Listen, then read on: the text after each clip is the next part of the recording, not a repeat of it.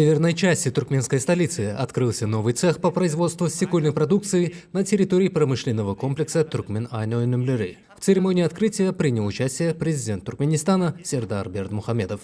Новый объект мощностью 100 тонн продукции в сутки призван удовлетворить внутренний спрос, укрепить экспортный потенциал страны и создать новые рабочие места. Производство, запущенное нажатием символической кнопки главой государства, полностью основано на местном сырье, включая кварцевый песок, известняк и доломит. Это является важным шагом в реализации государственной программы импортозамещения и индустриализации. Новый цех оснащен высокотехнологичным оборудованием от ведущих европейских компаний, в том числе Horn Glass Industries из Германии, а также Vetrameccanica и Bottero из Италии. Полностью автоматизированный технологический процесс включает плавление сырья при температуре 1500 градусов, формовку изделий, их постепенное охлаждение в печах отжига и многоступенчатый контроль качества с помощью камер и датчиков.